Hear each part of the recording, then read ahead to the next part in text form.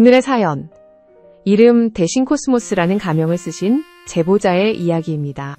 당신이 가장 사랑하고 신뢰했던 사람들에게서 가장 잔인한 배신을 당한다면 삶은 어떻게 될까요? 지금부터 시작되는 이야기는 그 질문에 대한 가장 충격적인 대답이 될 것입니다. 시작합니다. 시어머니의 달궈진 숨소리가 지금도 귓가에 맴돌고 있다. 그 낯뜨겁고도 야릇한 소리의 주인이 바로 시어머니였고 함께 뒤엉켜 있던 사람은 그건 내 남편이었다. 믿어온 모든 것이 산산이 부서지는 순간 이 집은 더 이상 내가 발뻗고 쉴 수 있는 안식처가 아니게 되어버렸다. 어떻게 이런 일이 벌어질 수 있단 말인가? 내가 그토록 신뢰했던 두 사람이 바로 내 눈앞에서 금기를 넘나들고 있었다니. 31살의 평범한 주부라는 이름표를 달고 살아온 나는 남편의 옷을 정성스럽게 정리하고 집안 구석구석을 챙기며 가계부의 꼼꼼히 수입과 지출을 기록하는 그런 성실한 아내였다고 스스로를 규정해왔다. 그런데 언제부턴가 이 집안에서 낯선 기운들이 흘러나오기 시작했다. 누군가 은밀한 흔적을 남기고 다니는 것 같았고 내가 모르는 삶의 파편들이 여기저기 흩어져 있었다. 마치 내가 모르는 또 다른 이야기가 이 집에서 펼쳐지고 있는 것처럼 말이다. 특히 그 빨간 손수건은 이상하리만큼 자주 내 시야에 들어왔다. 처음에는 대수롭지 않게 여겼다. 시어머니 물건이겠거니 하고 넘어갔지만 시간이 흐를수록 그 작은 천 조각이 뿜어내는 기운은 묘하게 야릇하고 어딘가 위험한 냄새를 풍겼다. 마치 금지된 비밀을 간직한 채 나를 도발하고 있는 것만 같았다. 그 손수건이 나타날 때마다 공기가 무거워지고 집안 분위기가 묘하게 달라지는 것을 느낄 수 있었다. 시어머니는 시아버지가 재혼하면서 우리 가족이 된 지 이제 3년째를 맞고 있었다. 40 중반의 나이임에도 불구하고 그분은 정말이지 눈을 뗄 수 없을 만큼 아름다운 분이셨다. 그 미모 앞에서는 나이라는 숫자가 무의미해 보일 정도였고 어느 날 불쑥 우리 집 문턱을 넘어오신 그분은 조용하면서도 확실하게 뜨거운 열기처럼 이 공간을 자신의 것으로 만들어버리셨다. 시어머니가 지나간 자리에는 항상 진한 향기가 남아있었고 그 향기마저도 어딘가 도발적이었다. 항상 몸에 딱 맞는 옷차림을 고집하시는 시어머니. 블라우스든 원피스든 상관없이 자연스럽게 드러나는 가슴선과 무릎 위에서 뚝 떨어지는 치마 길이, 그리고 긴 다리를 더욱 길어 보이게 하는 완벽한 실루엣까지. 집안에서도 결코 단정함을 잃지 않으셨지만 그 단정함 속에는 언제나 지나치게 여성스럽고 은근히 도발적인 무언가가 숨어 있었다. 마치 의도적으로 그런 분위기를 연출하고 계신 것처럼 보였다. 어느 날 저녁 현관문이 열리며 들어오시는 시어머니의 모습을 보며 나는 자연스럽게 인사말을 건넸다. 하지만 그분의 대답은 언제나 그랬듯 간단했다. 잠깐 볼 일이 있어서 나갔다 오셨다고 하시면서도 현관을 열고 들어올 때마다 거실의 공기가 무겁고 끈적해지는 건 왜일까? 평소 푹신하던 소파마저도 나를 밀어내는 것 같은 기분이 들었다. 그리고 식탁 위에는 어김없이 빨간 손수건 한 귀퉁이가 살짝 보이곤 했다. 분명히 내가 놓은 적은 없는데 말이다. 부엌에서 설거지를 하다 보면 컵들에 묻어있는 진한 빨간 자국을 발견하게 된다. 내 립스틱 색깔이 아니었다. 시어머니가 바르시는 그 뜨겁고 선명한 빨간색이었다. 시어머니가 설거지를 도와주실 때면 몸을 살짝 앞으로 기울이시는데 그때마다 블라우스 사이로 부드럽고 탄탄한 곡선이 은근히 드러나곤 했다. 그런데 이상했다. 시어머니 손이 남편 어깨에 올라갈 때마다 느껴지는 그 묘한 분위기는 뭐란 말인가? 너무 오래, 너무 천천히, 마치 애무하듯 만지시는 그 손길이. 과연 평범한 가족 사이의 스킨십일까? 특히 남편 앞에서 물건을 집으려고 몸을 구부리실 때의 자세가 너무 자연스러우면서도 어딘가 계산된 것처럼 보였다. 남편도 그런 시어머니의 행동에 미묘하게 반응하고 있었다. 그 반응이 단순한 예의라고 하기에는 뭔가 너무 격렬했다.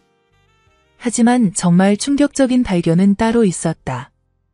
빨래를 하려고 세탁기에 옷들을 넣는데 남편 셔츠 주머니에서 그 빨간 손수건이 나온 것이다. 그리고 어떤 날엔 속옷에 묘한 얼룩이 묻어있기도 했다. 내가 아는 그런 종류의. 아니, 그건 내가 남긴 흔적이 아니었다. 뭔가 뜨겁고 끈적한 다른 여자의 채취 같은 것이 스며있는 듯 했다. 그 순간 나는 깨달았다. 이 모든 것이 단순한 우연이 아니라는 것을. 이런 의심들이 차곡차곡 쌓여가고 있을 때 나는 아직 모르고 있었다. 이 모든 것이 단순한 착각이 아니라 25년 전부터 시작된 긴 이야기의 서막에 불과하다는 것을 말이다. 빨간 손수건이 상징하는 것이 무엇인지, 그리고 내가 지금 목격하고 있는 것들이 얼마나 깊고 복잡한 관계의 일부인지. 그 모든 진실이 서서히 수면 위로 떠오르기 시작하고 있었다.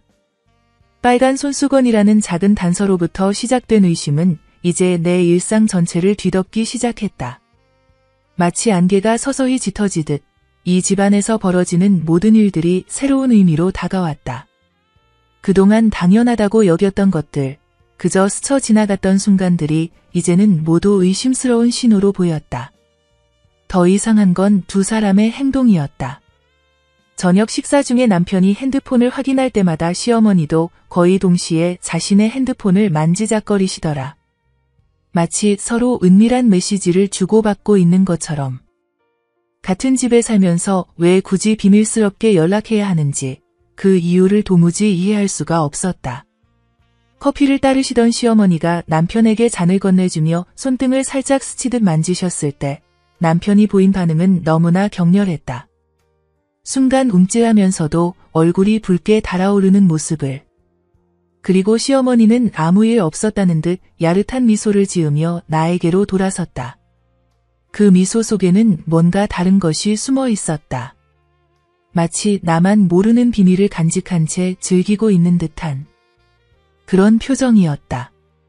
밤마다 화장실을 가기 위해 복도를 지날 때면 시어머니 방에서 새어나오는 희미하고 붉은 불빛을 보게 되었다.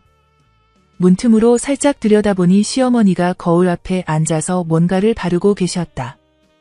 실크 잠옷 차림이셨는데 어깨끈이 한쪽으로 살짝 흘러내려 있었고 밤 11시가 넘은 시간의 지난 화장을 고치고 계신 것이었다. 그리고 손에는 여전히 그 빨간 손수건을 들고 계셨다. 거울에 비친 시어머니의 모습은 정말이지 아름다웠다. 나이를 잊게 만드는 탄탄하고 우아한 몸매, 부드러우면서도 도발적인 곡선들이 은은한 조명 아래서 더욱 도드라져 보였다. 누구를 위해서 그렇게 요염하게 꾸미시는 것일까?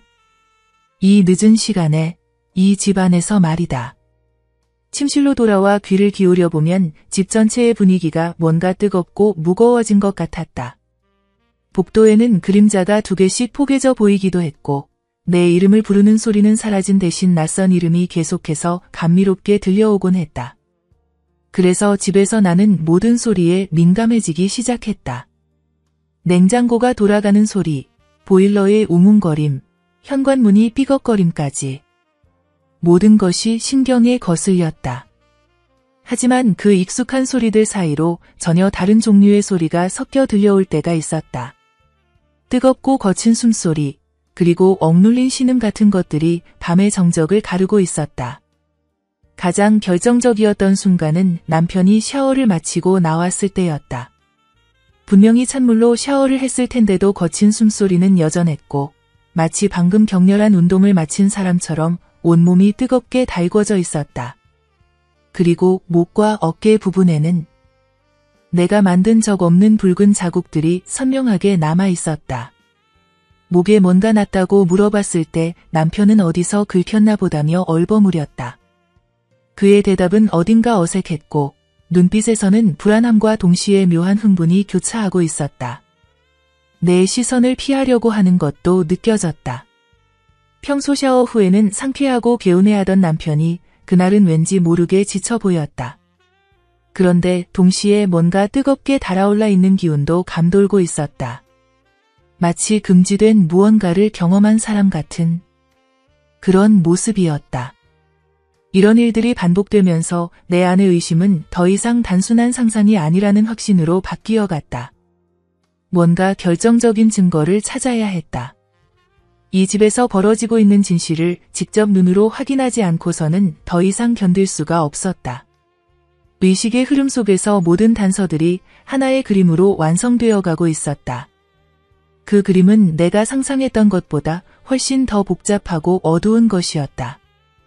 집에서만 느끼던 불안과 의심이 과연 내 착각인지 아니면 숨겨진 현실인지 더 이상 확인하지 않고는 버틸 수 없는 지경에 이르렀다. 그래서 결국 나는 남편의 회사로 발걸음을 향했다.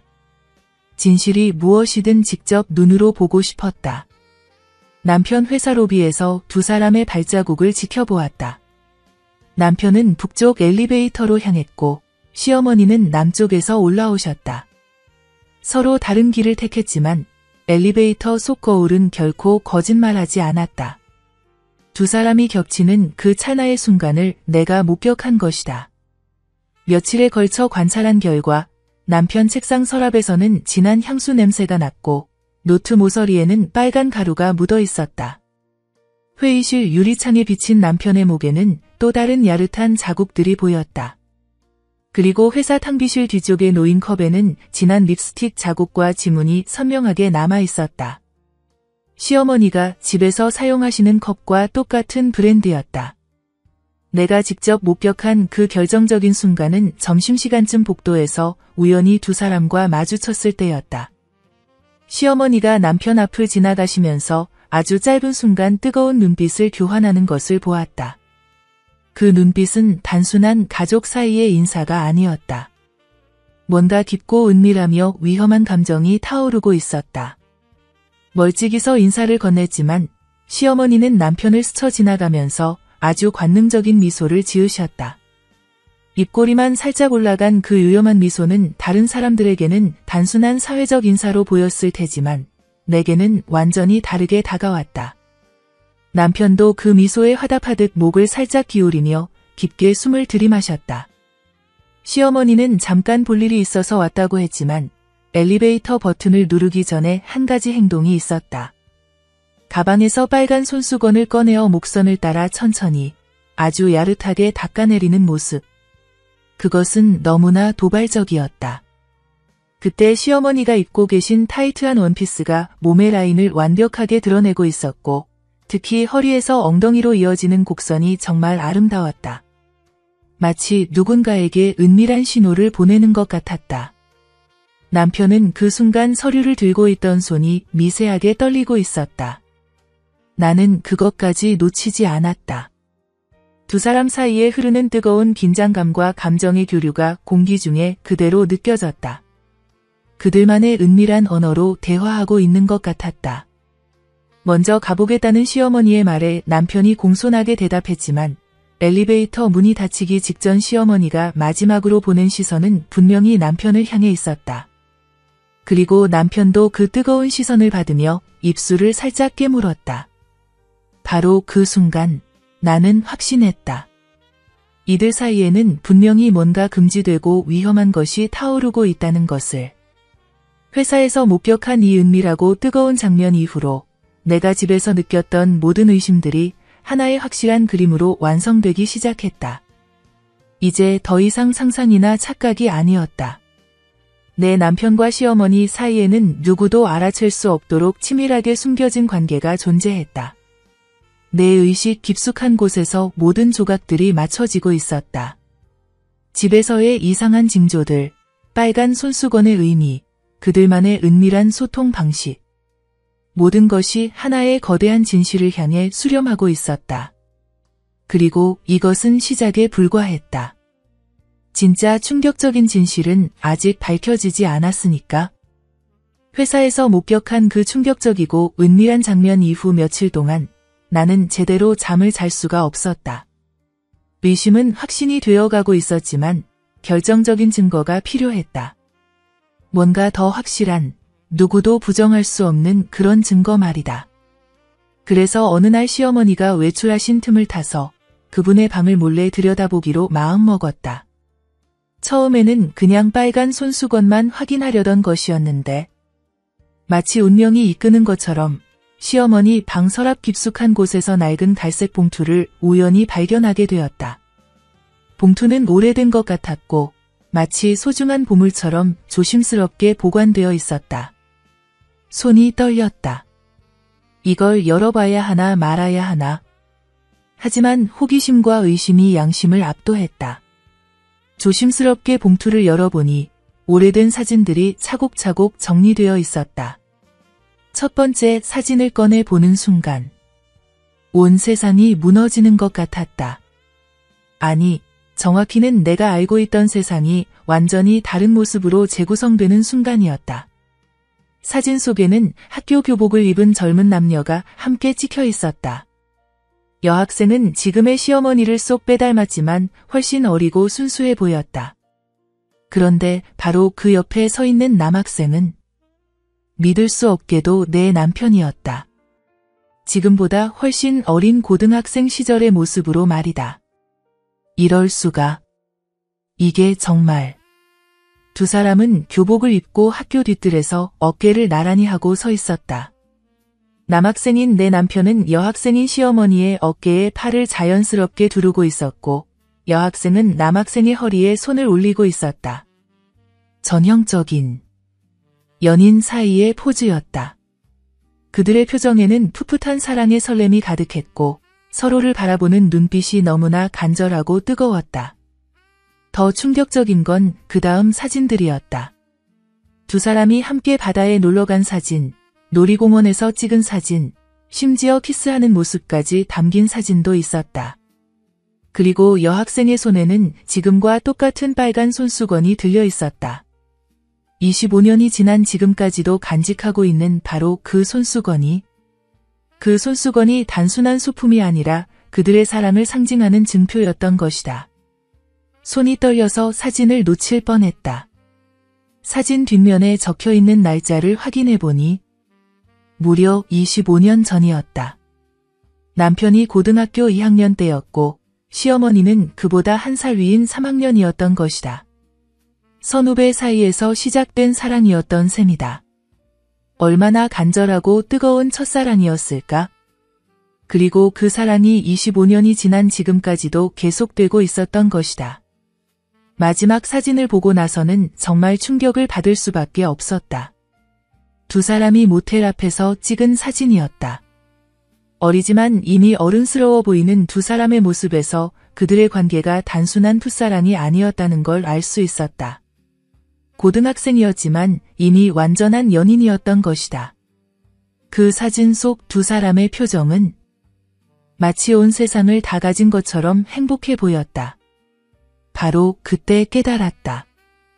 25년 전 고등학생 때부터 시작된 그들의 사랑이 지금까지도 계속되고 있었다는 것을. 시어머니는 남편의 새엄마가 되기 전에 남편의 첫사랑이었던 것이다. 그리고 결혼을 통해 합법적으로 이 집에 들어와서 다시 옛 연인과의 관계를 이어가고 있었던 것이다. 얼마나 치밀하고 계획적인 일인지 온몸에 소름이 돋았다. 시아버지는 과연 이 사실을 알고 계실까? 아니면 나처럼 전혀 모르고 계신 걸까? 그리고 나는 도대체 뭐란 말인가? 그들의 사랑 이야기에서 나는 어떤 역할을 하고 있는 건가? 방해자? 아니면 그저 들러리? 도대체 얼마나 오래 나를 속여온 거야? 사진들을 다시 봉투에 넣으면서 손이 덜덜 떨렸다. 이제 모든 퍼즐 조각이 맞춰지기 시작했다. 집안에서 발견했던 빨간 손수건들, 두 사람 사이의 은밀한 시선 교환. 모든 것이 하나의 거대한 그림으로 완성되어 갔다. 25년 동안 이어져 온 사랑 이야기의 그림이 이제 의심이 아니라 확신이었다. 그리고 이 확신은 나를 점점 더 위험한 길로 이끌어갈 것 같았다. 하지만 어쩔 수 없었다. 25년 동안 이어져 온 그들의 비밀 앞에서 나는 더 이상 순진한 피해자로만 남아있을 수 없었다. 그래, 이제 알았어. 하지만 이걸로 끝이 아니야.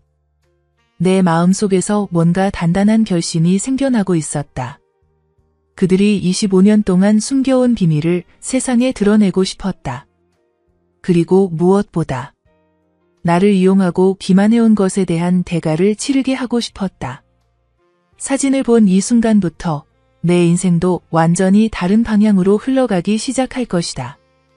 그 충격적인 사진들을 본 후 나는 완전히 다른 사람이 되어버렸다. 더 이상 의심하는 단계가 아니었다.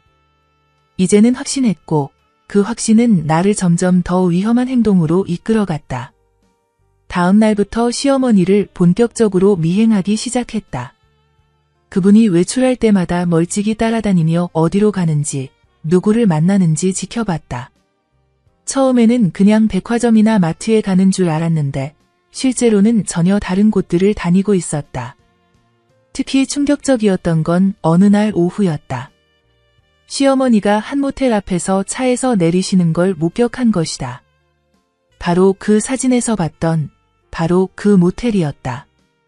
25년이 지났지만 여전히 그 자리에 있었고 시어머니는 마치 익숙한 곳에 가는 것처럼 자연스럽게 들어갔다.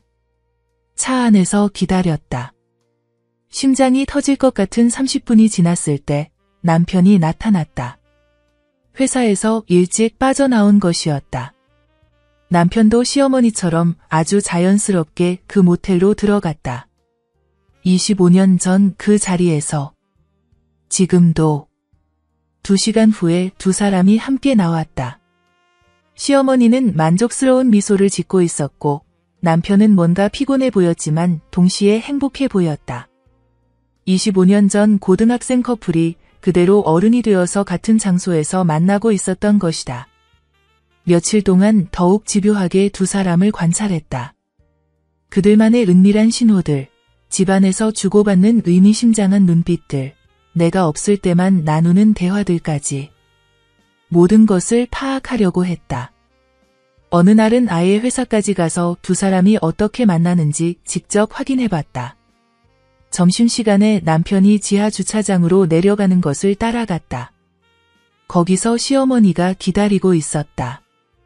두 사람은 차 안에서 열정적으로 키스했고 그 모습을 보는 내 마음은 분노와 배신감으로 가득 찼다. 그런데 이상한 건 내 감정이었다. 분명히 화가 나고 배신감을 느껴야 하는데 동시에 뭔가 흥분되는 느낌도 있었다. 마치 금지된 무언가를 엿보는 스릴 같은 게 내 자신에게 소름이 돋았다. 내가 지금 뭘 하고 있는 거야? 매일 밤 침대에 누워서 그들의 모습을 떠올렸다. 25년 전 순수했던 고등학생 커플이 어떻게 이렇게 복잡하고 위험한 관계로 발전했는지, 그리고 나는 그 사이에서 어떤 역할을 하고 있는지 계속 생각했다. 스마트폰으로 은밀하게 동영상을 촬영하기 시작했다. 그들이 주고받는 문자, 메시지들을 남편 폰에서 몰래 복사하기도 했다. 특히 그 모텔에서 만나는 장면을 선명하게 촬영할 수 있었다. 증거가 필요해. 확실한 증거가. 며칠 후에는 대담한 계획을 실행에 옮겼다.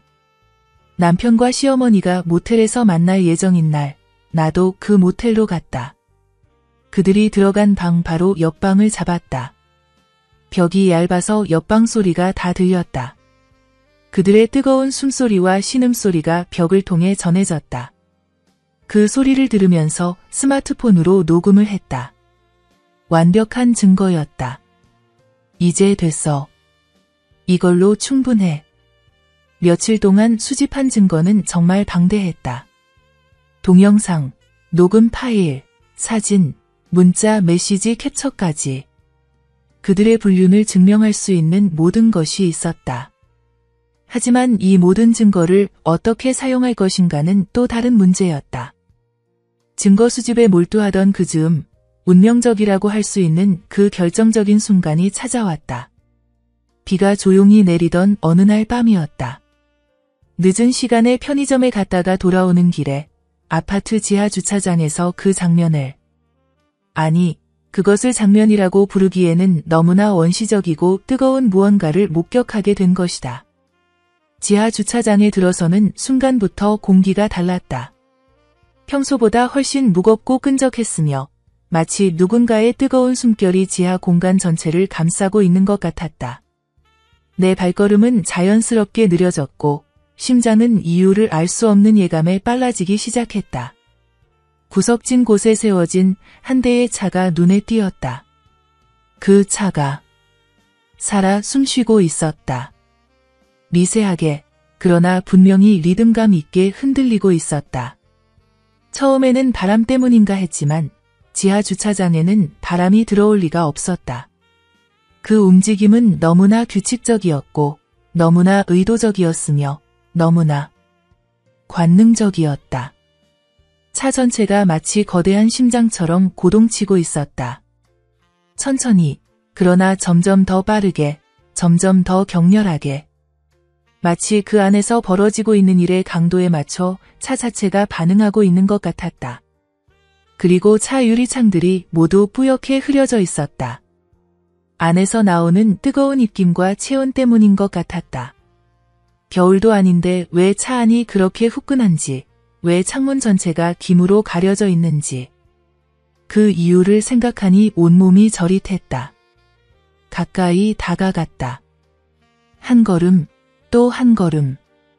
마치 금지된 영역으로 발을 들여놓는 것 같은 스릴이 온몸을 휘감았다. 혹시 내 남편 차인가 싶어서 번호판을 확인해봤는데 남편 차가 아니었다. 완전히 모르는 차였다. 그런데 뭔가 익숙한 느낌이 들었다. 어디서 본 것 같은. 차 안에서 희미하게 들리는 소리가 있었다. 낮고 거친 남자의 신음소리 같은 게 들렸고 그 사이로 여자의 달콤하고 절절한 탄성이 섞여 있었다. 그 소리들은 지하 주차장의 차가운 콘크리트 벽에 부딪혀 메아리치면서 더욱 생생하고 적나라하게 들려왔다. 여자의 목소리가 들렸다. 그 목소리에는 고통과 쾌락이 절묘하게 뒤섞여 있었고 간절함과 만족감이 동시에 담겨 있었다. 마치 오랫동안 목말라 했던 것을 마침내 얻었을 때의 그런 소리. 그 소리를 들으니 등골이 오싹했다. 동시에 묘한 흥분감도 밀려왔다. 마치 금지된 무언가를 엿보는 죄책감과 스릴이 뒤섞인 복잡한 감정이었다. 차 옆을 지나가면서 살짝 옆으로 고개를 돌려봤는데 뿌연 유리창 너머로 두 개의 그림자가 보였다. 하나는 크고 하나는 작았는데 서로 밀착되어 격렬하게 움직이고 있었다. 그 움직임은 마치 파도가 해안가 바위에 부딪히는 것처럼 거세고 리드미컬했다. 큰 그림자가 작은 그림자를 완전히 감싸 안고 있었고 작은 그림자는 큰 그림자의 몸을 맡긴 채 물결처럼 흔들리고 있었다. 두 그림자가 하나로 합쳐졌다가 분리되기를 반복하면서 만들어내는 그 춤은 너무나 아름답고 동시에 너무나 음란했다. 그때 차 바닥에 떨어져 있는 뭔가를 발견했다. 빨간 손수건이었다. 바람에 날려서 차 밖으로 떨어진 것 같았다. 그 손수건을 보는 순간 온몸에 소름이 돋았다. 그 선명한 빨간색은 마치 열정의 흔적 같았고 사랑의 증표 같았으며 동시에 배신의 상징 같았다. 아니야. 이럴 리가 없어. 내 마음속에서 부정의 목소리가 울려 퍼졌지만 몸은 이미 진실을 알고 있었다. 심장이 미친 듯이 뛰고 있었고 손바닥에는 차가운 땀이 맺히고 있었으며 다리는 떨리고 있었다. 하지만 마음 한구석에서는 이미 확신하고 있었다. 그 차 안에 있는 두 사람이 누구인지를, 그리고 그들이 지금 무엇을 하고 있는지를. 25년 동안 숨겨져 왔던 그들의 사랑이 이런 식으로 계속되고 있다는 것을. 차 안에서 들려오는 소리가 점점 더 격렬해졌다. 남자의 거친 숨소리와 여자의 감미로운 신음소리가 하나의 교향곡을 만들어내고 있었다. 그 소리는 원시적이었고 동물적이었으며 동시에 너무나 인간적이었다. 더. 여자의 간절한 속삭임이 들렸다. 그 목소리에는 25년간 억눌러온 모든 욕망과 갈망이 담겨 있었다. 마치 오아시스를 찾은 사막의 여행자처럼, 마치 비를 기다린 메마른 땅처럼. 그렇게 간절하고 절실한 목소리였다. 차의 흔들림이 절정에 달했다. 마치 폭풍우 속의 배처럼 격렬하게 요동치더니 갑자기 고요해졌다. 그 고요함 속에서 두 사람의 거친 숨소리만이 들려왔다. 마치 격렬한 운동을 마친 후에 그런 숨소리. 몇 분 후 차 문이 열렸다. 먼저 나온 것은 여자였다. 흐트러진 옷을 정리하며 나오는 그 모습. 시어머니였다. 머리카락은 헝클어져 있었고 입술은 부어올라 있었으며 목과 가슴 부분에는 붉은 자국들이 선명하게 남아 있었다. 그 모든 것이 방금 전까지 벌어진 일의 강도를 말해주고 있었다. 그리고 그 다음에 나온 사람. 내 남편이었다. 셔츠는 구겨져 있었고 바지는 제대로 채워지지 않았으며 얼굴에는 만족스러운 미소가 떠올라 있었다. 25년 전 고등학생 때와 똑같은 사랑하는 여자를 만난 후에 그 황홀한 표정이었다. 두 사람은 서로를 바라보며 미소를 교환했다. 그 미소에는 말로 표현할 수 없는 깊은 사랑과 만족감이 담겨 있었다. 마치 온 세상을 다 가진 것처럼 행복해 보였다. 시어머니가 남편의 볼에 가벼운 키스를 했다. 그리고 속삭이듯 뭔가를 말했다. 남편이 고개를 끄덕이며 대답했다. 그들만의 은밀한 대화, 그들만의 달콤한 약속들. 더 이상 그 자리에 있을 수 없어서 빠른 걸음으로 그곳을 빠져나왔다. 하지만 엘리베이터를 기다리는 동안에도, 집에 들어가서도, 침대에 누워서도 그 장면이 계속 머릿속에서 맴돌았다. 차의 리드미컬한 흔들림, 뿌연 유리창 너머의 두 그림자, 그들의 뜨거운 숨소리와 달콤한 신음소리, 그리고 사랑을 나눈 후에 그 만족스러운 미소까지. 모든 것이 너무나 생생하고 적나라했다. 그날 밤 나는 잠을 잘 수 없었다. 계속해서 그 장면이 떠올랐고 그때마다 온몸이 뜨거워지고 차가워지기를 반복했다. 분노와 배신감, 그리고 묘한 흥분감이 뒤섞인 복잡한 감정이 내 마음을 지배했다. 25년 전부터 이어진 그들의 사랑이 이렇게 뜨겁고 격렬하게 계속되고 있었다는 것. 내가 모르는 사이에 그들은 이런 식으로 만나고 있었던 것이다. 주차장에서 본 그 빨간 손수건이 바로 그들의 사랑의 증표였던 것이다. 이제 더 이상 의심이 아니었다. 확신이었다. 그리고 이 확신은 나를 점점 더 위험한 길로 이끌어갈 것 같았다. 하지만 어쩔 수 없었다. 25년 동안 이어져 온 그들의 비밀 앞에서 나는 더 이상 순진한 피해자로만 남아있을 수 없었다. 주차장에서 목격한 그 뜨겁고 원시적인 장면이 내 인생의 터닝포인트가 될 줄은 그때는 몰랐다. 주차장에서의 그 결정적인 목격 이후 나는 마침내 결단을 내렸다. 더 이상 혼자서는 감당할 수 없었다. 이 모든 진실을 누군가와 나누어야 했고 그 누군가는 바로 시아버지였다. 수집한 모든 증거 자료들과 함께 시아버지에게 모든 것을 털어놓기로 마음먹었다. 하지만 내가 예상하지 못한 일이 벌어졌다. 바로 그 다음 날 아침 시아버지가 먼저 나를 부르신 것이다. 서재로 와보라는 그분의 목소리에는 평소와 다른 무게감이 실려 있었다. 무슨 일인가 싶어서 서재에 들어갔는데 시아버지의 표정이 심상치 않았다. 뭔가 무겁고 심각해 보이셨다. 시아버지는 나에게 앉으라고 하시면서 천천히 입을 여셨다. 그리고 하신 첫 마디는 정말 충격적이었다. 이미 모든 걸 알고 있다는 것이었다. 25년 전부터 시작된 그 둘의 관계까지 모두 파악하고 계셨다는 말씀이셨다. 순간 온몸의 피가 거꾸로 도는 것 같았다. 시아버지는 처음 그분과 결혼할 때부터 뭔가 이상하다는 걸 느끼셨다고 했다. 그분이 너무 자주 내 남편 얘기를 하시고 남편을 바라보는 눈빛이 단순한 새엄마의 그것이 아니었다고 하셨다. 그래서 흥신소까지 고용해서 조사를 했다는 것이었다. 그랬더니 모든 진실이 드러났다고. 시아버지의 목소리는 차분했지만 그 안에는 깊은 분노와 배신감이 숨어 있었다. 더 충격적인 건 시아버지도 복수를 계획하고 계셨다는 거였다.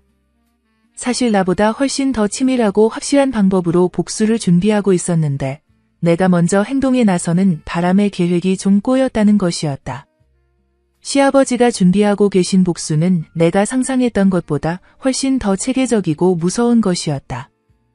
단순히 사실을 폭로하는 수준이 아니라 그들의 인생을 뿌리째 뽑아버리는 것이었다.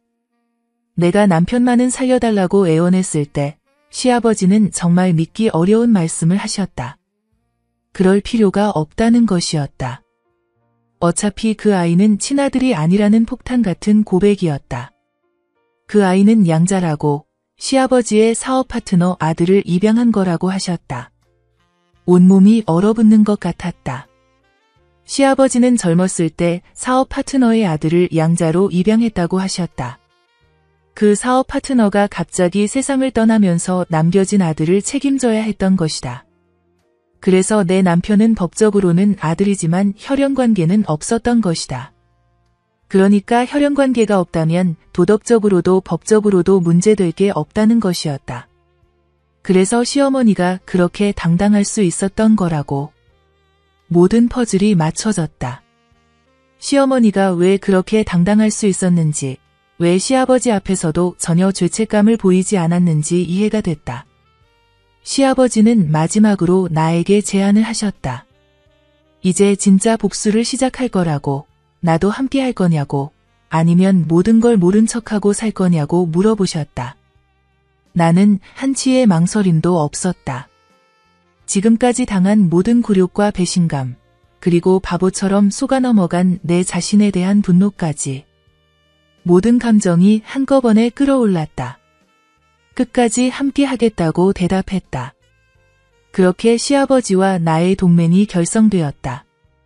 25년 동안 이어져 온 그들의 기만에 맞서는 진짜 복수가 시작되는 순간이었다.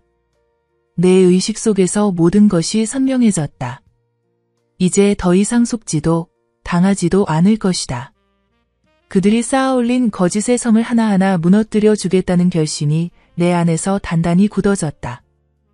시아버지와 동맹을 결성한 후 우리의 복수 계획은 마치 정교한 시계처럼 돌아가기 시작했다. 시아버지의 계획은 내가 상상했던 것보다 훨씬 더 치밀하고 잔인했다. 단순한 폭로나 감정적 대응이 아니라 그들의 삶의 기반 자체를 송두리째 무너뜨리는 것이었다. 첫 번째 타격은 남편의 직장부터였다. 시아버지는 남편이 다니는 회사 인사팀에 익명으로 상세한 제보를 했다. 내가 수집한 모든 증거 자료들과 함께 직장 내 불륜 행위에 대한 구체적인 내용을 담은 문서를 보낸 것이다. 사진, 동영상, 녹음 파일까지 모든 것이 포함되어 있었다. 이제 시작이야. 천천히, 확실하게 무너뜨릴 거다. 시아버지의 목소리에는 냉정한 분노가 서려 있었다. 회사 측에서는 즉시 내부 조사에 들어갔고 며칠 후 남편은 인사팀으로 불려갔다. 그날 저녁 집에 돌아온 남편의 얼굴은 새하얗게 질려 있었다. 해고 통지서를 받았어. 손이 덜덜 떨리는 남편을 보면서 이상하게도 속이 시원했다. 15년간 다닌 회사에서 하루아침에 쫓겨난 것이다. 하지만 이것은 시작에 불과했다. 시아버지는 남편 명의로 되어 있던 모든 신용카드를 정지시켰다. 그리고 공동 명의로 되어 있던 모든 계좌에서 돈을 빼냈다. 남편이 카드로 결제하려다가 거절당하는 모습을 상상하니 더욱 통쾌했다. 돈도 일자리도 없으니 이제 어떻게 할 거냐? 남편은 며칠 동안 상황을 파악하지 못하고 헤맸다. 카드는 막혔고 계좌는 텅 비어 있었고 직장은 잃었으니 당장 내일부터 어떻게 살아야 할지 막막했을 것이다. 그제서야 이 모든 일이 우연이 아니라는 걸 깨달았을 것이다. 시어머니에게는 더욱 치명적인 타격을 가했다. 시아버지는 흥신소를 통해 그분의 과거와 현재를 모두 파헤쳤다. 그리고 그 내용을 주변의 모든 사람들에게 알렸다. 먼저 고등학교 동창회 카카오톡방에 익명으로 25년 전 사진들을 올렸다. 교복 입은 시어머니와 남편의 사진, 함께 모텔에 들어가는 사진까지. 모든 것이 공개되었다. 동창들은 충격을 받았고 이 소식은 순식간에 퍼져나갔다. 이제 숨을 곳이 없을 거야. 이웃들에게도 마찬가지였다. 아파트 분여회에서 시어머니를 바라보는 시선이 완전히 바뀌었다. 수군거리는 소리, 뒤에서 손가락질하는 모습들을 보면서 시어머니는 점점 위축되어 갔다. 시어머니가 다니던 요가원에서도 소문이 돌았다. 젊은 양아들과 불륜을 저지른 여자라는 소문이 퍼지면서 그분은 더 이상 그곳에 갈 수 없게 되었다. 평소 친하게 지내던 사람들도 하나둘씩 연락을 끊었다. 가장 무서웠던 건 시아버지가 법적 조치까지 준비하고 계셨다는 것이다. 혼인 무효 소송, 재산 분할 거부, 위자료 청구까지. 모든 법적 절차를 밟을 준비를 하고 계셨다. 법적으로도 도덕적으로도 그들에게는 아무런 명분이 없어. 완전히 끝장낼 수 있다. 복수가 진행될수록 나도 점점 변해가고 있다는 걸 느꼈다. 처음에는 정당한 응징이라고 생각했는데 시간이 갈수록 그들의 고통을 지켜보는 게 즐거워지기 시작했다. 이상한 쾌감이 들었다. 남편이 구직 활동을 하러 나갔다가 빈손으로 돌아오는 모습을 창문 너머로 지켜볼 때마다 입꼬리가 저절로 올라갔다. 시어머니가 마트에서 사람들의 시선을 피해 고개를 숙이고 다니는 모습을 볼 때도 마찬가지였다. 이제 알겠지? 25년 동안 나를 속인 대가가 얼마나 큰지. 복수는 완벽하게 성공하고 있었다. 하지만 나는 아직 몰랐다. 이 모든 것이 더 큰 함정의 시작에 불과하다는 것을 말이다. 우리의 체계적인 복수가 절정에 달하던 어느 추운 겨울밤, 마침내 그 완벽한 순간이 찾아왔다. 남편이 집 앞 현관에서 무릎을 꿇고 있었다. 몇 시간째 그 자리에서 움직이지 않은 채 추위에 떨면서도 용서를 구하는 중얼거림을 계속하고 있었다. 2층 창문에서 그 광경을 내려다보면서도 나는 절대 문을 열어주지 않았다. 오히려 따뜻한 차를 마시면서 그 모습을 마치 연극 무대를 관람하듯 감상했다. 25년 전 고등학생 때부터 이어진 배신의 대가를 치르는 거라고. 그렇게 생각하니 차가 더욱 달콤하게 느껴졌다. 시어머니에게도 같은 순간이 찾아왔다. 결국 이 집을 떠나야 한다는 현실을 깨달은 그분은 마지막으로 내게 찾아왔다. 무릎을 꿇고 눈물을 흘리며 사과하는 모습. 하지만 내 마음속에서는 이미 모든 연민이 사라진 후였다. 그 눈물이 진심에서 우러나온 후회인지 아니면 궁지에 몰린 상황에서 나오는 연기인지 더 이상 중요하지 않았다. 진짜 후회였다면 내가 모든 사실을 알았을 때, 아니면 그보다 훨씬 전에 양심의 가책을 느꼈을 테니까. 25년이라는 긴 세월 동안 나를 속이고 이용해온 것에 대한 응당한 대가일 뿐이었다. 복수는 완벽하게 성공했다. 남편과 시어머니는 모든 것을 잃었고 이 집에서 쫓겨났다. 시아버지와 나만이 최후의 승리자로 남았다. 마치 정교한 체스게임에서 마지막 수를 둔 것처럼 모든 것이 우리가 계획한 대로 흘러갔다. 하지만 이상하게도 복수가 모두 끝나고 나니 예상했던 만족감 대신 깊은 허무함만 남았다. 그들이 사라진 이 집은 너무나 조용했고 내 마음속에는 분노 대신 차가운 공허함만 가득했다. 복수가 나에게 진정한 평화를 가져다 주지는 못했다. 오히려 나를 더욱 외롭고 공허하게 만들었다. 무엇보다 무서웠던 건 복수를 하는 과정에서 내 자신이 얼마나 잔인하고 냉혹해질 수 있는지 깨달은 것이었다. 처음에는 정당한 피해자였던 내가 어느 순간부터는 그들의 고통을 즐기는 가해자가 되어 있었다. 남편이 무릎 꿇고 있는 모습을 보며 느꼈던 그 달콤한 쾌감, 시어머니의 눈물을 보며 들었던 차가운 만족감. 나는 더 이상 순수한 피해자가 아니었다. 복수라는 이름으로 내 안에 어둠을 키워왔고 그 어둠이 나를 변화시켜버린 것이다. 승리의 맛은 생각보다 쓰디썼고 정의의 실현이라고 믿었던 것들이 사실은 또 다른 형태의 잔혹함이었을지도 모른다는 의심이 들기 시작했다.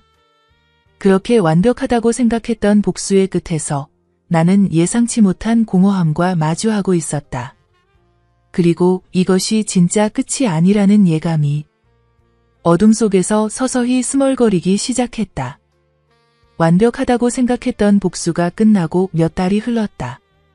남편은 어디론가 사라져서 소식이 없었고 시어머니도 이 집을 떠나셨다. 시아버지와 단둘이 이 큰 집에서 살게 된 나는 그제서야 진정한 정적이 무엇인지 깨달았다. 승리의 여운보다는 묘한 허전함이 더 크게 다가왔다. 그런데 이상한 일이 일어나기 시작했다. 시어머니가 매일 아침 일찍 우리 집 앞에 나타나기 시작한 것이다. 처음에는 그냥 지나가는 줄 알았는데 며칠 연속으로 보이더니 아예 대문 앞에서 기다리고 계시는 게 아닌가. 비가 와도 눈이 와도 그 자리를 지키셨다. 시아버지가 출근할 때까지 한 자리에서 마치 참회하는 순례자처럼 고개를 깊숙이 숙이며 용서를 구하는 모습이었다. 처음 며칠은 시아버지가 완전히 무시하셨다. 마치 투명인간 취급하듯 지나가시더라. 하지만 시어머니는 포기하지 않았다. 매일같이 똑같은 시간에 나타나서 똑같은 자리에서 기다렸다. 어떤 날은 새벽부터 서 계시기도 했고 어떤 날은 밤늦게까지 기다리시기도 했다. 그 모습을 보고 있으니 처음에는 통쾌했지만 점점 이상한 감정이 들기 시작했다. 정말로 뉘우치고 있는 것일까? 아니면 또 다른 계획의 일부일까? 일주일이 지나고 한 달이 지나도 시어머니의 일상은 변하지 않았다. 그런 집요함 앞에서 시아버지의 태도에도 미묘한 변화가 생기기 시작했다. 여전히 말을 걸지는 않으셨지만 시어머니를 지나칠 때 걸음이 조금씩 느려지는 것 같았다. 그리고 가끔씩 힐끗힐끗 쳐다보시는 모습도 보였다. 2달째에는 변화가 더욱 뚜렷해졌다.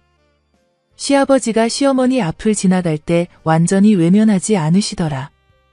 심지어 어느 날은 시어머니가 아픈 것 같아 보이자 잠깐 멈춰 서시기도 했다. 그러던 어느 비 오는 날이었다. 시어머니가 평소처럼 대문 앞에 서 계셨는데 갑자기 폭우가 쏟아지기 시작했다. 그런데도 시어머니는 비에 완전히 젖어서 떨고 계시는데도 움직이지 않고 그 자리를 지키고 계셨다. 시아버지가 그 모습을 보시더니 결국 마음이 흔들리셨나 보다. 차에서 내리셔서 시어머니에게 우산을 건네주셨다. 그리고 처음으로 입을 여셨다. 감기 걸리겠다고 들어가서 옷이나 갈아입으라고 하시는 것이었다. 그날부터 상황이 급변했다. 시어머니가 다시 집 안으로 들어오시게 되었다. 처음에는 하루만 머물 예정이었는데 하루가 이틀이 되고 이틀이 일주일이 되더라. 나는 이해할 수 없었다. 그렇게 치밀하게 복수를 계획하고 실행했던 시아버지가 왜 갑자기 마음을 바꾸신 건지. 더 충격적인 일은 그 다음에 일어났다. 시어머니가 다시 집에 정착하신 지 석 달쯤 되었을 때 갑자기 입덧을 하시기 시작한 것이다. 처음에는 스트레스 때문인가 했는데 병원에 다녀오신 후 놀라운 소식을 들었다. 시어머니가 임신하신 것이었다. 48살 나이의 말이다. 시아버지와 시어머니가 그동안 얼마나 가까워지셨던 건지 정말 믿기 어려웠다. 석 달 동안 매일 대문 앞에서 참회하던 그분이 이제는 시아버지의 아이를 임신한 것이다. 그날 저녁 부엌에서 저녁 준비를 하고 있는데 시어머니가 들어오셨다. 평소와 다르게 얼굴에 묘한 기쁨이 섞여 있었다. 그리고 나를 보시더니 아주 특별한 미소를 지으셨다. 그 미소는 지금까지 본 것 중에 가장 복잡하고 알 수 없는 표정이었다. 입꼬리 천천히 올라가면서 만들어지는 그 미소는 승리의 미소 같기도 하고 동시에 뭔가를 꾸미고 있는 듯한 교활함도 담겨 있었다. 눈빛도 평소와 달랐다. 반짝이면서도 깊숙한 곳에 뭔가 숨기고 있는 듯한 그런 눈빛이었다. 마치 나만 모르는 비밀을 알고 있다는 듯한 표정. 그리고 시어머니는 천천히 입을 열어서 말씀하셨다. 이제 정말로 이 집의 주인이 될 것 같다고 새로운 시작이라고 하시면서 그 알 수 없는 미소를 더욱 짙게 지으시더라. 그 순간 소름이 돋았다.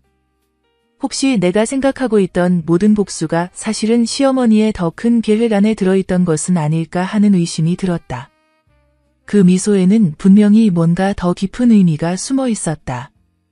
임신으로 인해 시어머니의 지위는 이제 예전과 완전히 달라졌다. 시아버지의 아이를 임신한 정당한 아내가 되신 것이었으니까.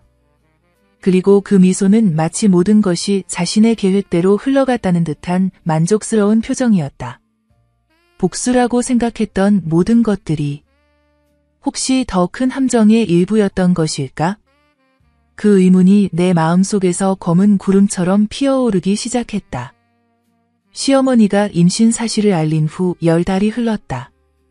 그동안 시아버지는 마치 새 생명을 기다리는 젊은 아버지처럼 들뜨셔서 이것저것 준비를 하셨다. 아기 방을 꾸미고 유아용품을 사고 임산부인 시어머니를 극진히 보살피셨다. 60이 넘은 나이에 다시 찾아온 기적 같은 선물이라며 하루하루를 설레어하셨다. 시어머니는 임신 기간 내내 완벽한 임산부 역할을 하셨다. 몸조리를 위해 집 밖 출입도 거의 하지 않으시고 시아버지가 사다 주신 것들로만 생활하셨다.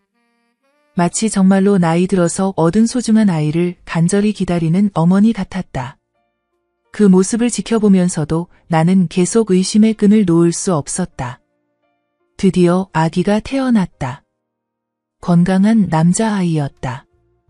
시아버지는 너무 기뻐하셔서 병원에서부터 눈물을 흘리셨다.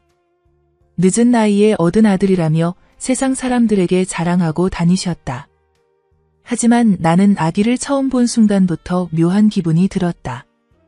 갓 태어난 아기라서 확실하지는 않았지만 뭔가 낯익은 느낌이 들었다. 특히 눈 모양과 코 라인이 어디선가 본 것 같았다. 한 달이 지나고 2달이 지나면서 아기의 얼굴이 점점 또렷해졌다. 그리고 내 의심은 확신으로 바뀌기 시작했다. 아기의 이목구비가 시아버지보다는 다른 누군가를 더 많이 닮아 있었다. 특히 아기가 웃을 때 나타나는 입모양과 눈썹 라인이 너무나 익숙했다. 그것은 바로 내 남편과 똑같은 모습이었다. 시아버지는 전혀 눈치채지 못하고 계셨지만 내 눈에는 너무나 명확했다. 이상한 점들이 하나둘씩 눈에 띄기 시작했다. 시어머니가 가끔씩 휴대폰으로 누군가와 메시지를 주고받는 모습을 봤는데 그때마다 얼굴에 묘한 미소를 짓고 계셨다.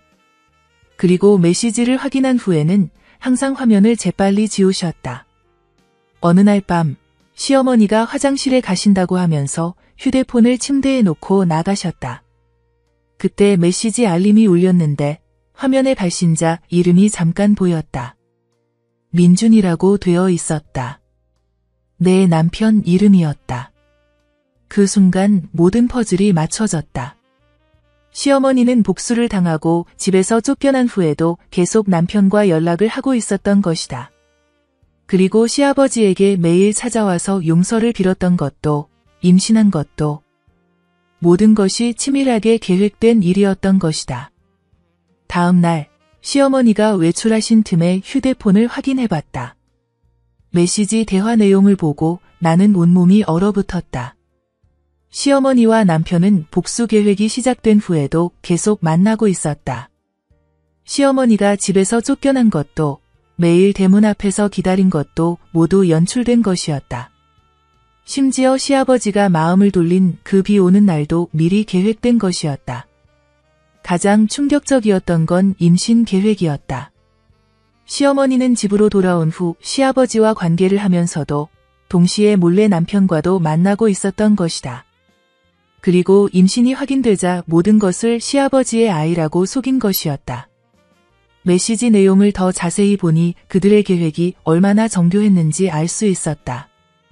시어머니는 처음부터 시아버지의 감정을 조작할 계획을 세우고 있었다.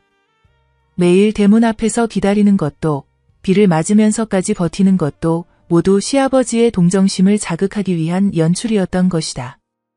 그리고 가장 무서웠던 건 시어머니는 내가 증거를 수집하고 복수를 계획하는 것을 알고 있었고 오히려 그것을 이용했던 것이다. 내 복수로 인해 남편이 집에서 쫓겨나고 모든 것을 잃게 되면 그때 시어머니가 나타나서 시아버지를 위로하고 새로운 관계를 시작할 수 있었던 것이다. 결국 나는 시어머니의 손바닥 위에서 노란한 것이었다. 내가 완벽하다고 생각했던 복수는 사실 시어머니가 원하는 결과를 만들어주는 도구에 불과했던 것이다. 25년 전부터 이어진 그들의 사랑 앞에서 나는 그저 하나의 징검다리 역할을 했을 뿐이었다. 시어머니의 치밀한 계획을 알게 된 후 며칠 동안, 아니, 정확히는 며칠이 아니라 몇 시간, 몇 분, 몇 초까지도 선명하게 기억하고 있다. 시간이 멈춘 것처럼 느껴졌던 그 순간들 말이다. 어떻게 해야 할지 모르겠다는 단순한 고민이 아니었다. 그런 평범한 표현으로는 설명할 수 없는 복잡하고 끔찍한 감정의 소용돌이가 내 안에서 휘몰아치고 있었다. 시아버지에게 말씀드려야 하는지, 아니면 그냥 모른 척하고 살아야 하는지. 하지만 과연 그것이 진짜 고민이었을까? 내 마음 깊숙한 곳에서는 이미 알고 있었는지도 모른다. 그 어떤 선택도 이미 늦었다는 것을, 모든 것이 그들의 손바닥 안에서 이루어지고 있다는 것을. 마치 거대한 거미줄에 걸린 나비처럼 나는 발버둥칠수록 더 깊이 얽매여만 갔다. 결정을 내릴 시간조차 주어지지 않았다는 표현도 정확하지 않다. 시간은 있었다. 충분히 있었다. 하지만 내가 선택할 수 있는 것은 아무것도 없었다. 이미 모든 것이 정해져 있었고 나는 그저 정해진 각본을 따라 움직이는 배우에 불과했다는 걸 그때는 몰랐다. 어느 날 오후 현관문이 열리는 소리가 들렸다. 그 소리는 평소와 달랐다. 더 무겁고 더 확신에 차 있었으며 마치 이 집의 진짜 주인이 돌아온다는 것을 선언하는 듯했다. 시아버지가 회사에서 돌아오시기에는 너무 이른 시간이었지만 아니, 그것도 틀렸다. 시간의 문제가 아니었다. 공기 자체가 달랐다. 마치 누군가 이 집의 운명을 바꿀 존재가 들어온다는 예감이 온몸을 휩쓸었다. 혹시나 해서 거실로 나가봤는데 정말 믿기 어려운 광경이 펼쳐져 있었다. 믿기 어렵다는 말도 부족했다. 현실이 일순간 비틀어지는 것 같았고 내가 살고 있던 세상의 규칙들이 모두 무너지는 것 같았다. 바로 내 남편이 서 있었다. 몇 달 전 이 집에서 쫓겨나고 행방불명이 되었던 남편이 마치 아무 일도 없었다는 듯이, 아니 오히려 이 모든 일이 당연하다는 듯이 당당하게 집 안에 들어와 있는 것이었다. 남편의 모습은 예전과 많이 달라져 있었다. 수염이 많이 자랐고 옷차림도 예전의 말끔한 모습과는 거리가 멀었다. 하지만 그 모든 변화보다 더 충격적인 것은 눈빛이었다. 예전보다 더 날카롭고 냉정해 보였지만 동시에 뭔가 계산된 만족감 같은 것이 깔려 있었다. 자기 집인데 왜 있으면 안 되냐고, 이제 돌아올 때가 됐다고 생각한다고 하더라. 자기 집이라고? 돌아올 때가 됐다고? 그 말들이 내 귀에 들어오면서도 뇌에서는 처리되지 않았다. 마치 외국어를 듣는 것 같았다. 바로 그때 시어머니가 2층에서 내려오셨다. 아기를 안고 계셨는데 남편을 보시더니 전혀 놀라지 않으시더라. 전혀 놀라지 않는다는 것 자체가 가장 놀라운 일이었다. 오히려 당연하다는 듯한 표정으로 고생 많았다면서 이제 들어와서 쉬라고 하시는 것이었다. 고생 많았다고? 무슨 고생을? 어디서 뭘 하고 있었기에 고생이었다는 건가? 시어머니의 말에 남편은 고개를 끄덕였다. 그 고개 끄덕임안에는 그동안 나눈 수많은 대화들이 압축되어 있는 것 같았다. 나만 모르는 계획들, 나만 모르는 약속들, 나만 모르는 모든 것들이. 그리고 남편이 시어머니가 안고 있던 아기를 보더니 묘한 미소를 지었다. 그 미소를 보는 순간 내 온몸에 피가 거꾸로 도는 것 같았다. 마치 자신의 아이를 보는 아버지의 표정이었다. 너무나 자연스럽고 너무나 당연하며 너무나 사랑스러운 그런 표정으로 많이 컸네. 아빠를 닮았다고 중얼거렸다. 공공연하게 아무런 주저함 없이 마치 세상에서 가장 자연스러운 일인 양 자신이 그 아이의 아버지라고 인정하는 것 같았다. 내가 여기 서 있는데도, 내가 모든 것을 듣고 있는데도 전혀 신경 쓰지 않았다. 시어머니는 아직 시아버지는 모르시겠지만 곧 모든 것을 알게 되실 거라고 말씀하셨다. 모든 것을 알게 되신다고? 무엇을? 어떻게? 그리고 왜 그렇게 확신에 차 있는 건가? 남편이 고개를 끄덕였는데 그 끄덕임안에는 뭔가 무서운 합의가 담겨 있는 것 같았다. 무슨 뜻인지 정확히 알 수는 없었지만, 아니 정확히 알 수 있었기 때문에 더욱 무서웠다. 뭔가 끔찍한 일이 일어날 것 같은 예감이 들었다. 그리고 그 예감은 슬프게도 정확했다. 남편이 집에 돌아온 지 일주일 후 시아버지에게 이상한 일이 일어나기 시작했다. 처음에는 사소한 것들이었다고? 아니다. 지금 생각해보면 전혀 사소하지 않았다. 모든 것이 치밀하게 계획된 수순이었고 내가 사소하다고 생각했던 것들이야말로 가장 무서운 전주곡이었다. 갑작스러운 어지러움을 호소하시던 시아버지. 그 어지러움은 단순한 피로나 스트레스가 아니었다. 내가 시아버지의 모습을 유심히 관찰해보니 뭔가 초점이 맞지 않는 것 같았고 걸음걸이도 예전과 달랐다. 마치 바닥이 흔들리는 곳을 걷는 사람처럼 불안정했다. 며칠 후에는 소화불량으로 고생하셨다. 하지만 그것도 평범한 소화불량이 아니었다. 식사를 하실 때마다 얼굴이 일그러지셨고 때로는 토하시기도 했다. 점점 증상이 심해져서 병원에 가셨는데 의사는 단순한 스트레스나 과로라고 진단했다. 의사의 진단을 들었을 때 나는 왜인지 모르게 안도감보다는 불안감이 더 컸다. 정말로 스트레스나 과로였다면 좋았을 텐데 뭔가 다른 원인이 있을 것 같다는 예감이 계속 머릿속을 맴돌았다. 그리고 그 예감은 옳았다. 시아버지의 상태는 나아지지 않았다. 오히려 더욱 악화되었다. 식욕이 없어지고 잠도 제대로 못 주무시고 걸음걸이도 점점 더 불안정해지셨다. 마치 누군가 시아버지의 생명력을 조금씩 천천히 그러나 확실하게 빼앗아가고 있는 것 같았다. 가장 이상했던 건 아니 이상한 게 아니라 의심스러웠던 건 시어머니가 특별히 구해왔다는 건강보조식품이었다. 시아버지의 건강을 위해서라며 매일 챙겨드리시는 그 캡슐들. 그것을 드시기 시작한 후부터 증상이 더 심해진 것 같았다.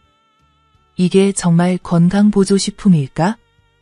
내 마음속에서 의심이 싹트기 시작했다. 너무 끔찍한 상상이라고 스스로를 달래려 했지만 지금까지 겪었던 모든 일들을 생각해보면 충분히 가능한 일이었다. 어느 날 나는 시어머니가 그 건강보조식품을 준비하는 모습을 몰래 지켜봤다. 정확히는 지켜보려고 계획했다. 시어머니가 부엌으로 가실 때마다 슬그머니 따라가서 멀리서 관찰했다. 처음 며칠은 별다른 것을 발견하지 못했지만 그날은 달랐다. 시어머니가 캡슐을 열어서 안에 가루를 빼내고 있었다.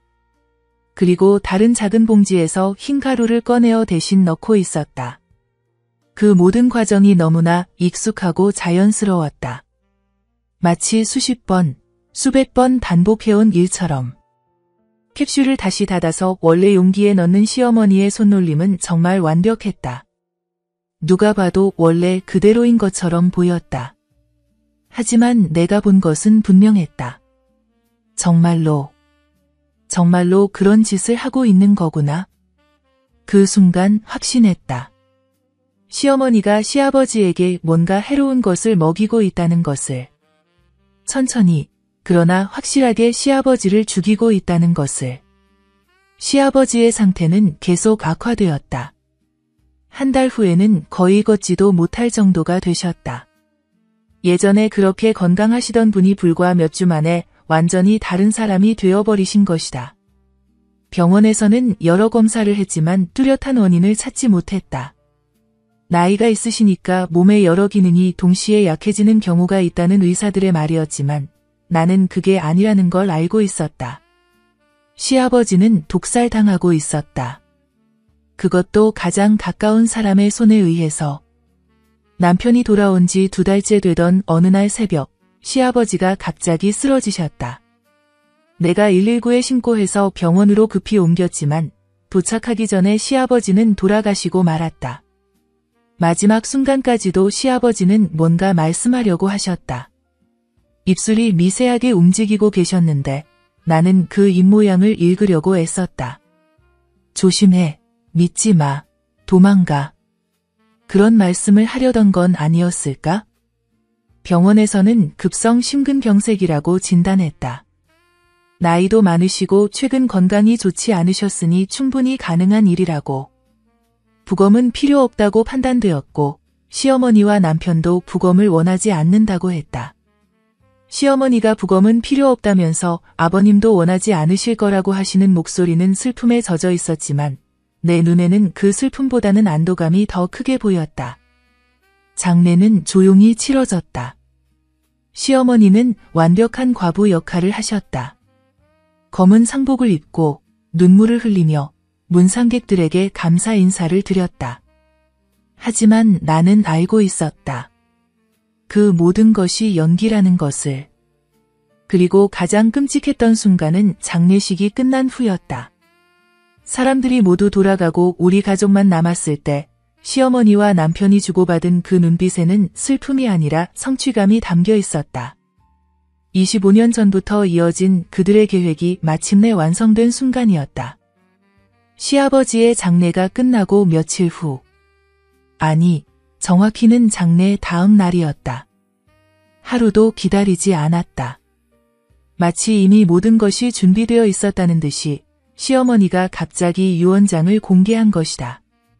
유언장이라는 단어 자체가 내게는 낯설었다. 시아버지가 살아계실 때 유언장에 대한 이야기를 하신 적이 있었나? 기억을 아무리 더듬어봐도 그런 대화는 없었다. 오히려 시아버지는 자신이 오래 살 것이라고, 건강하게 지낼 것이라고 자주 말씀하셨다. 그런 분이 언제 유언장을 작성하셨다는 건가? 시어머니가 서재에서 꺼내온 봉투를 보는 순간 온몸에 소름이 돋았다. 그 봉투는 너무 깨끗했다. 마치 어제 만든 것처럼. 시아버지가 몇 년 전에 작성해서 서랍 깊숙이 보관해 두셨다면 먼지라도 쌓여 있어야 하지 않을까? 하지만 그 봉투는 마치 방금 문구점에서 사온 것처럼 새하얗고 깨끗했다. 아버님이 미리 준비해 두신 유언장이라고 하시는 시어머니의 목소리는 차분했지만 그 차분함 속에 묘한 떨림이 섞여 있었다. 긴장인가? 흥분인가? 아니면 죄책감인가? 하지만 곧 그 떨림은 사라지고 확신에 찬 목소리로 바뀌었다. 봉투를 열고 유언장을 꺼내는 시어머니의 손놀림이 너무 익숙해 보였다. 마치 이미 여러 번 열어봤던 것처럼. 아니, 어쩌면 직접 만든 것처럼. 유언장의 내용을 듣는 순간 내 머릿속이 하얗게 변했다. 아니, 하얗게 변한다는 표현도 부족했다. 마치 누군가 내 뇌를 송두리째 빼내간 것 같았다. 생각할 수 없었고 이해할 수 없었으며 받아들일 수 없었다. 시아버지가 모든 재산을 시어머니와가 태어난 아들에게 물려준다는 내용. 그리고 나에게는 단 한 푼도 남기지 않으셨다는 내용. 이게 말이 되는 건가? 내가 중얼거렸지만 시어머니는 태연하게 유언장을 계속 읽어나갔다. 나는 며느리일 뿐이고 진짜 가족은 시어머니와 아들이라는 내용까지 적혀 있었다. 며느리일 뿐이라고? 15년 동안 이 집에서 살면서 시아버지를 아버지처럼 모시면서 온갖 정성을 다해서 모셨는데 며느리일 뿐이라고? 아버님이 정말 이런 말씀을 하셨을 리가 없다고 항변했지만 시어머니의 표정은 변하지 않았다. 오히려 약간 동정하는 듯한 그러면서도 차가운 미소를 지었다. 유언장은 거짓말을 하지 않는다면서 여기 아버님 서명도 있고 날인도 되어 있다고 하시더라. 서명. 정말로 시아버지 서명이 있었다. 하지만 뭔가 이상했다. 평소 시아버지 글씨와 미묘하게 달라 보였다. 더 떨리는 것 같기도 하고 회개 굵기도 일정하지 않았다. 마치 누군가 흉내를 낸 것 같았다. 이 서명이 정말 아버님이 쓰신 게 맞는지 물어봤지만 당연하다면서 여기 공증 도장도 있으니 법적으로 아무런 문제가 없는 완벽한 유언장이라고 하셨다. 공증 도장. 정말로 있었다. 하지만 시아버지가 언제 공증사무소에 가셨다는 건가? 내가 모르는 사이에? 그렇게 몸이 아프셨는데? 의심이 확신으로 바뀌어 가고 있었다. 이 모든 것이 조작된 것이라는, 시어머니와 남편이 함께 꾸민 완벽한 사기극이라는, 언제 아버님이 이 유언장을 작성하신 거냐고 물어보니 한 달 전쯤이라고 하셨다. 몸이 많이 안 좋으셨을 때 미리 준비해 두신 거라고. 한 달 전? 그때는 시아버지가 거의 걷지도 못하실 때였다. 그런 상태에서 공증사무소에 가서 유언장을 작성할 수 있으셨을까? 아니, 무엇보다도 그런 중요한 일을 왜 나에게는 말씀하지 않으셨을까? 왜 저한테는 아무 말씀도 안 하셨을까요? 라고 물었더니 아마도 미안하셨을 거라면서 하지만 혈육과 며느리는 다르니까요 라고 하시더라. 혈육과 며느리는 다르다고? 그런데 시어머니는 어떤가? 시어머니도 혈육이 아니라 재혼으로 들어온 사람 아닌가? 게다가 그 아이는 정말로 시아버지의 혈육이 맞나? 내 마음속에서 온갖 의심들이 소용돌이치고 있었지만 법적으로는 아무런 문제가 없었다. 공증까지 받은 완벽한 서류. 설사 내가 의심한다고 해도 이의를 제기할 방법이 없었다. 그럼 저는 어떻게 되는 거냐고 물어보면서도 이미 답을 알고 있었다. 시어머니의 표정에서, 남편의 냉소적인 미소에서 모든 것을 읽을 수 있었다. 당분간은 여기서 지내셔도 된다면서 하지만 이제 이 집의 주인은 저와 제 아들이라고 하시더라. 당분간이라고? 그 말 속에는 언젠가는 나가라는 의미가 숨어 있었다. 내가 15년 동안 살았던 이 집에서, 내가 가정을 꾸리고 추억을 쌓았던 이 공간에서 이제 나는 그저 얹혀 사는 신세가 되어버린 것이다. 결국 나는 완전히 왕따가 되어버렸다. 법적으로도 아무런 권리가 없는 그냥 얹혀 사는 사람. 25년 전부터 이어진 그들의 완벽한 시나리오 앞에서 나는 그저 하나의 들러리 역할을 했을 뿐이었다. 하지만 더 끔찍한 일은 그 다음에 시작되었다. 남편이 나에게 이상한 행동을 하기 시작한 것이다. 마치 모든 것을 차지한 승리자의 여유를 부리듯. 아니, 그게 아니었다. 승리자의 여유가 아니라 소유자의 권리를 주장하는 것 같았다. 시어머니가 아기를 돌보거나 외출할 때마다 남편은 내게 다가와서 정말이지 역겨운 행동들을 하기 시작했다.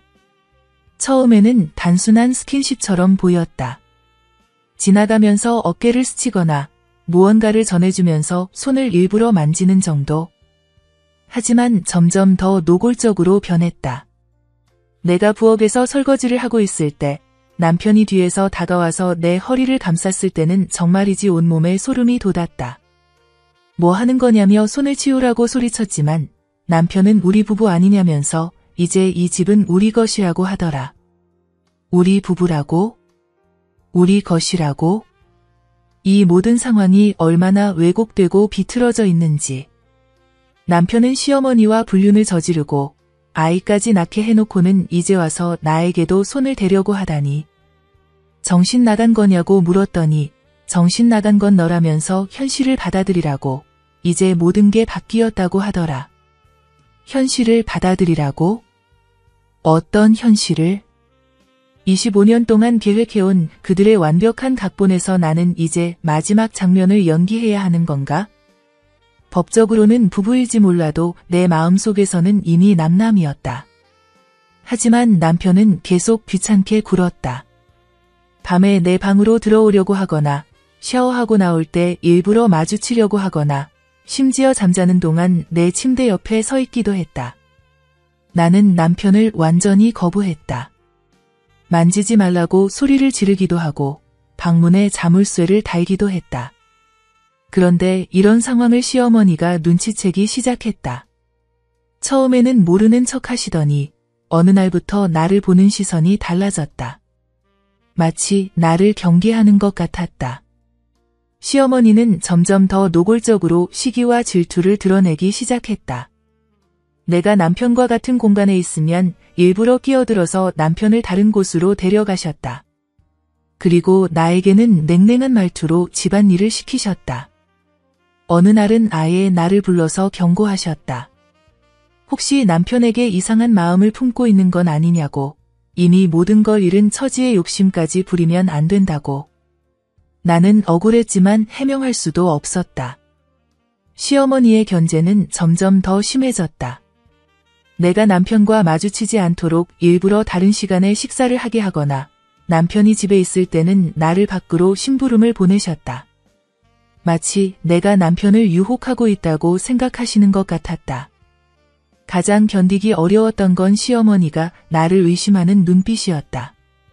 내가 뭘 해도 삐딱하게 보시고 남편이 나에게 말을 걸기라도 하면 즉시 나타나서 방해하셨다. 심지어 내 방을 몰래 뒤지기도 하셨다. 의식의 흐름 속에서 모든 감정들이 뒤엉켜갔다. 분노와 절망, 억울함과 무력감이 끝없이 소용돌이치면서 내 정신을 갉아먹고 있었다. 그러던 어느 날 시어머니가 결정적인 행동에 나섰다. 나를 서재로 불러서는 이제 이 집을 떠나라고 하신 것이다. 남편을 유혹해서 가정을 파괴하려고 한다면서 더 이상 참을 수 없다고 하시더라. 어이가 없어서 항변했다. 내가 언제 남편을 유혹했냐고, 오히려 남편이 나를 괴롭히고 있다고. 하지만 시어머니는 믿지 않으셨다. 내가 거짓말을 하고 있다고 생각하시는 것 같았다. 시어머니는 냉정하게 말씀하셨다. 어차피 이 집에서 당신은 아무런 권리도 없는 사람이에요. 법적으로도 재산을 물려받을 게 없고요. 내일까지 짐을 싸서 나가세요. 그 말을 들으면서 나는 마침내 깨달았다. 25년 전부터 시작된 그들의 완벽한 계획 앞에서 나는 마침내 완전히 패배한 것이다. 모든 것을 잃었다. 집도, 남편도, 시아버지도, 그리고 내 자존심까지. 아무것도 남지 않았다. 하지만 이상하게도 그 순간 오히려 마음이 차분해졌다. 더 이상 잃을 것도 없고 더 이상 속을 것도 없었다. 바닥까지 떨어진 지금 나는 오히려 자유로워진 것 같았다. 그들이 원하는 대로 모든 것을 내어주었으니 이제 내가 원하는 것을 할 차례가 아닐까? 25년 동안 이어져 온 그들의 승리가 진짜 끝일까? 아니면 이것이 진짜 시작일까? 내 의식 깊숙한 곳에서 뭔가 새로운 것이 꿈틀거리기 시작했다. 복수라고 부르기엔 너무 차가운, 그러나 정의라고 부르기엔 너무 어두운 그 무엇이. 그날 밤 정말 많은 생각을 했다. 이대로 꼬리를 내리고 나가야 하는지, 아니면 마지막으로 한 번 더 싸워볼지. 시어머니와 남편이 저지른 모든 일들을 떠올리니 분노가 다시 끌어올랐다. 하지만 동시에 깊은 절망감도 밀려왔다. 25년 전부터 시작된 그들의 계획, 나를 속이고 이용한 일들, 시아버지를 독살한 것까지. 모든 것이 용서할 수 없었지만 이제 와서 무엇을 할 수 있단 말인가. 법적으로도, 도덕적으로도, 사회적으로도. 나는 이미 모든 것을 잃은 상태였다. 그런 상황에서 마지막 굴욕이 기다리고 있었다. 다음 날 아침, 짐을 싸서 집을 나오는 나를 배웅하러 나온 것은 시어머니와 남편, 그리고 그들의 아이였다. 마치 승리자들이 패자를 내쫓는 의식처럼 느껴졌다. 시어머니는 여전히 그 알 수 없는 미소를 짓고 계셨다. 25년 전 고등학생 시절부터 계획해온 모든 것이 완성된 순간의 만족감이 그 얼굴에 그대로 드러나 있었다. 남편은 아이를 안고 서서 마지막까지 나를 조롱하는 듯한 표정을 지었다. 그동안 수고 많았어. 이제 우리 가족만의 시간을 가져야지. 남편의 그 말에서 나는 완전한 패배를 인정해야 했다. 내가 아무리 발버둥 쳐도, 내가 아무리 복수를 계획해도 결국 그들의 손바닥 안에서 노란한 것에 불과했다. 집 앞을 떠나면서 뒤돌아본 그 집은 이제 더 이상 내 것이 아니었다. 25년 전부터 그들의 것이었던 공간에서 나는 그저 잠시 머물렀던 이방인에 불과했던 것이다. 시어머니와 남편, 그리고 그들의 아이가 진짜 가족이었고 나는 그저 그들의 계획을 완성하기 위한 도구였을 뿐이었다. 길거리에 서서 짐가방을 든 채로 막막함만 느꼈다. 갈 곳도 의지할 사람도 그 무엇도 남아있지 않았다. 시아버지마저 그들의 손에 죽고 나니 이 세상에서 내 편은 아무도 없었다. 그런데도 이상하게 분노보다는 허무함이 더 컸다. 복수라고 생각했던 모든 것들이 사실은 그들이 원하는 방향으로 흘러갔던 것이고 내가 피해자라고 생각했던 순간들마저도 그들의 각본 안에 들어있었던 것이다. 하지만 이것이 정말 끝일까? 내 마음 깊은 곳에서는 여전히 뭔가 끓어오르고 있었다. 이대로 물러설 수는 없다는, 마지막 한 번만은 진짜 복수를 해보고 싶다는 생각이 스멀스멀 올라왔다. 25년 동안 이어져 온 그들의 완벽한 계획 앞에서 나는 한없이 작은 존재였지만 그렇다고 해서 영원히 당하고만 살 수는 없었다. 언젠가는 정말로 그들을 무너뜨릴 수 있는 방법을 찾을 것이다. 집에서 쫓겨나면서도 나는 마음속으로 다짐했다. 이것이 끝이 아니라 새로운 시작이라고. 그들이 생각지도 못한 방법으로 그들이 상상할 수 없는 복수를 준비할 것이라고.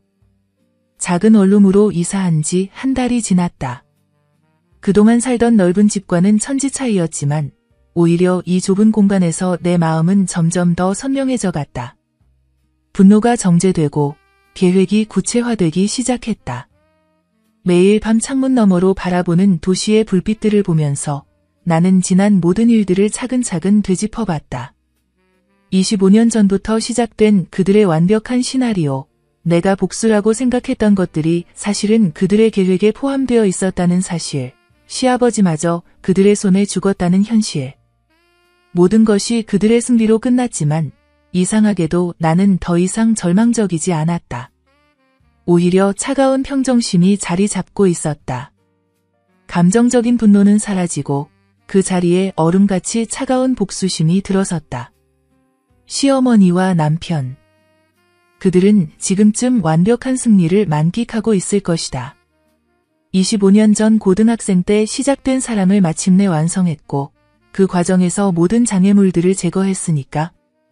시아버지도 나도 모든 것을 치워내고 그들만의 세계를 구축했다. 하지만 그들이 놓친 것이 하나 있다. 바로 나라는 존재가 완전히 사라지지 않았다는 점이다. 집에서 쫓겨났지만 여전히 살아있고 여전히 모든 것을 기억하고 있으며 무엇보다 여전히 복수할 의지를 잃지 않았다는 것이다. 이번에는 다르다. 예전처럼 감정적으로 행동하지도 않을 것이고 시아버지에게 의존하지도 않을 것이다. 오직 나 혼자의 힘으로 그들이 상상할 수 없는 방법으로 진짜 복수를 준비할 것이다. 그들의 약점을 찾아야 한다. 25년 동안 완벽해 보였던 그들의 계획에도 분명히 빈틈이 있을 것이다. 시아버지를 독살한 증거, 유언장 위조의 흔적, 그리고 무엇보다 그 아이의 진짜 아버지가 누구인지에 대한 확실한 증거. 시간은 많다. 그들이 안전하다고 생각하는 지금이야말로 내게는 가장 좋은 기회일지도 모른다. 승리에 취해서 방심하는 그 순간을 노려야 한다. 작은 노트북을 켜고 새로운 계획을 세우기 시작했다. 이번에는 정말로 완벽할 것이다. 그들이 지금까지 쌓아올린 모든 것을 송두리째 무너뜨릴 수 있는 그런 복수를 준비할 것이다. 25년 전부터 이어진 그들의 이야기가 아직 끝나지 않았듯이 내 이야기도 여기서 끝나지 않을 것이다. 오히려 이제부터가 진짜 시작이다. 창문 밖으로 보이는 그 집 방향으로 시선을 돌리며 나는 조용히 속삭였다. 기다려. 내가 반드시 돌아갈 테니까. 이번에야말로 정말로 그들을 완전히 무너뜨릴 수 있는 복수를, 그런 복수를 준비할 것이다. 시어머니와 남편이 그동안 내게 가한 모든 굴욕을 100배, 1000배로 갚아주겠다. 그리고 무엇보다 진실을 세상에 알릴 것이다. 25년 동안 숨겨져 온 그들의 모든 비밀을, 시아버지를 죽인 진실을, 그 아이의 정체를, 모든 것을 세상 사람들이 알 수 있도록 만들어줄 것이다. 이것이 끝이 아니라 새로운 시작이라는 것을 그들이 곧 깨닫게 될 것이다. 코스모스님의 사연을 들으며 여러분은 어떤 생각을 하셨나요? 믿었던 이에게 배신당한 그녀의 분노는 과연 정당한 것일까요?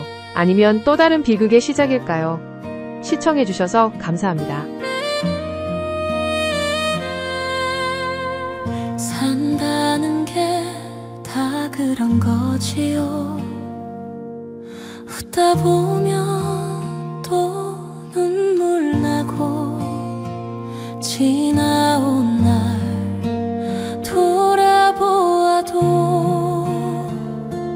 잡을 건 아무것도 없더이다. 우리 함께 가십시다. 이길 끝까지 노래하며 인생 뭐 별거 있나요. 사랑 한 줌 남기면 되지요.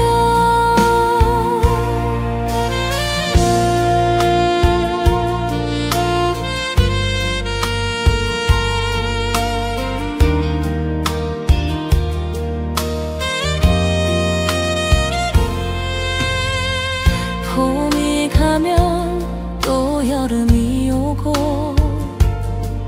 꽃이 져도 다시 피나니 우리 내 삶